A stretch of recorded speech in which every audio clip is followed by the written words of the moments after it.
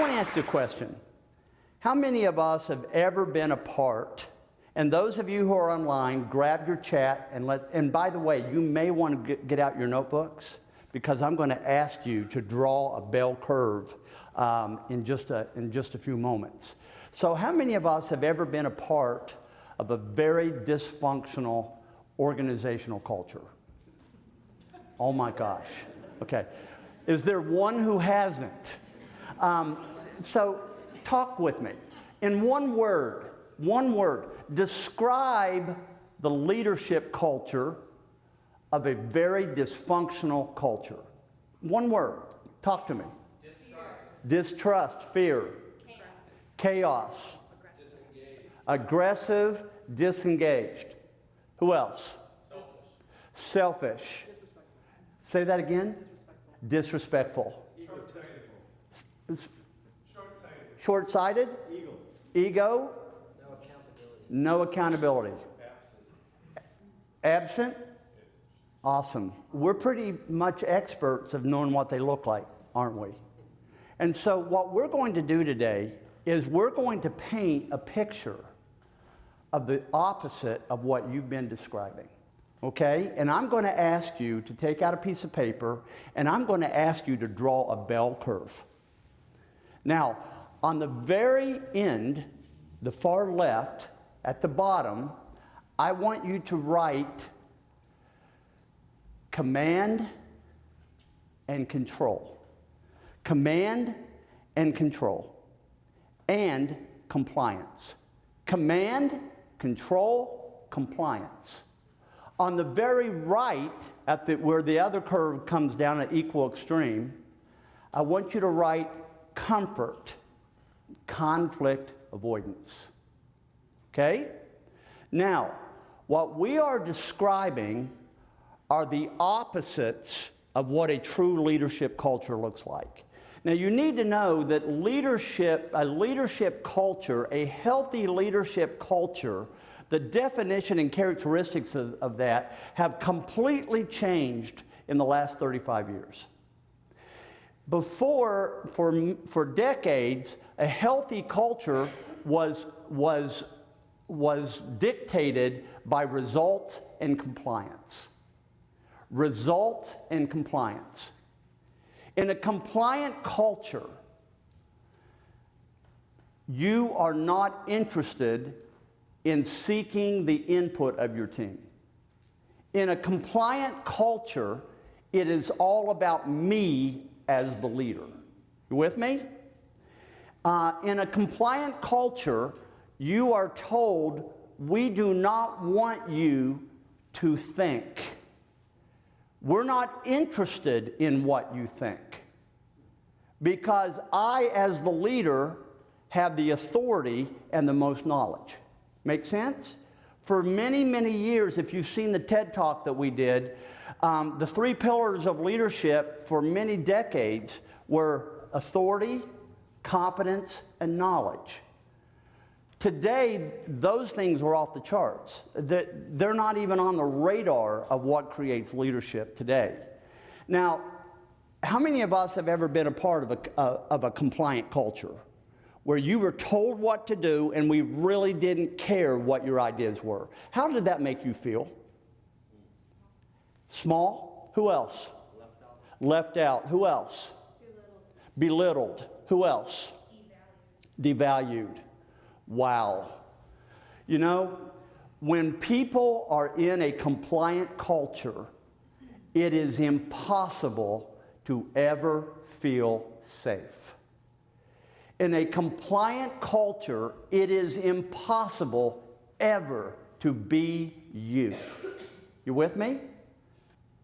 And so, you all, what I want to do is on this bell curve, up on the top, I want to describe what a modern, healthy, thriving, flourishing leadership culture looks like.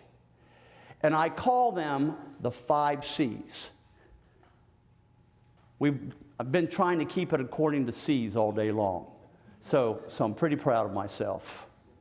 So you all, here they go. Number 1, is care. It is a culture of care. It is also a culture of clarity. Clarity, care, collaboration, consistency, and commitment. Did you hear that? You want me to say it again? It is care, clarity, collaboration, consistency, and commitment. Now let's talk about those 5 things. We know this, that world-class teams never win unless they have a chemistry of care for each other. And guess what? You set the tone for that. You set the tone for that. Now, you also need to know this. Your self-belief level is very, very dependent on your ability to carry out the culture that I'm talking about right now. You've heard me say that the average person in America has a self-belief level of 0 to 10 of 2.7. Now, because we deal with, and what that means is I'm a fraud, and I hope people don't find me out. And I hope people don't know how scared I am. And I hope people don't know how inadequate I feel. Every one of us have 2.7 moments. Every one of us battle with 2.7. At 8.0, I don't have to win. I don't have to win. It is important for me to understand and care about the viewpoint of the other person. That's 8.0. At 2.7, I see accountability as a threat. At 8.0, I see accountability as what? It is a gift. And thank you for caring enough about me to tell me the truth about what I need to do differently in order to maintain my commitments. You with me? At the top of that chart, we also have clarity. Today, 70%, the last 3 generations, the Y's, the Z's, and the last part of the millennials, they will not come to a workplace based upon how or what. Their number 1 criteria is what? Why. They want to know, what is the compelling purpose for this place? What is the differentiation that turns this from a job into a calling? And high health leaderships are constantly casting vision, over and over and over, daily. That is the number 1 responsibility of a CEO, to cast vision, to show people where we're going and why we're doing it. And you know, if you do not have a compelling why, you will not attract today's younger leaders. You will not attract today's younger leaders, because they have a world of abundance, not a world of scarcity. And they know if you can't provide it, there's someone else out there who's doing the hard work like what we're doing today to create the kind of culture that they are looking for. And so they have clarity. And the question all the time is, can you tell me how that request fits our purpose? Can you tell me how that request fits our values? Can you tell me how that request is on purpose here? They're constantly teaching by purpose, question, question, question. And if you don't know your why, you may be confused. 4 layers down, they feel absolute chaos. Got me? The next one is collaboration. You know what when you think of collaboration, describe collaboration for me. Talk to me. Someone show some leadership and be able to use your voice. Working together. Working together to provide a win-win solution. You're embarrassing me. You just said in about 3 seconds what it takes me 30 minutes to say. Kim, you're absolutely right. To provide a win-win solution. Most organizations do not have collaboration. They have wasted idea moments. Getting in a room and throwing out ideas is not collaboration. Collaboration is when there is a level of respect and a level of care that all those teammates have for each other. And they all come in with very strong viewpoints. Healthy, modern leadership teams are not yes people. There is diversity of opinion.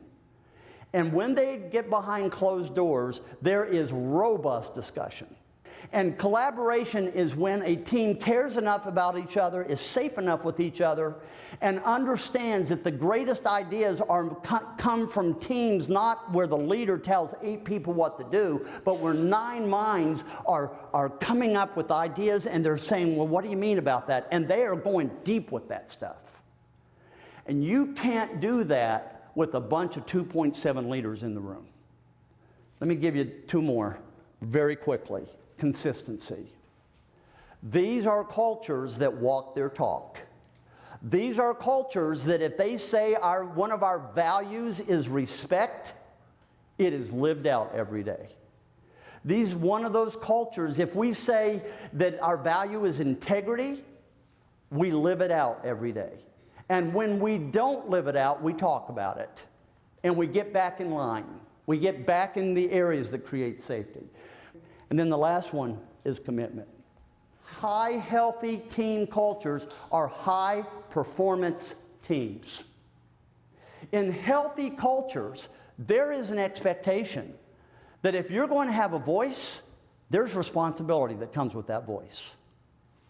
If you want to have a voice, you have to show that being a part and making your commitments as a part of a team is a non-negotiable.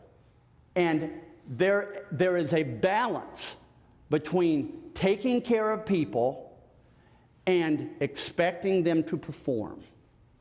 But you not only expect them to perform, you have an environment that when they're not performing, you're giving them the tools, the content, and the conversations to help them get there. You with me? That is a world-class modern culture. Would you agree? Has this been helpful? Let's give ourselves a hand.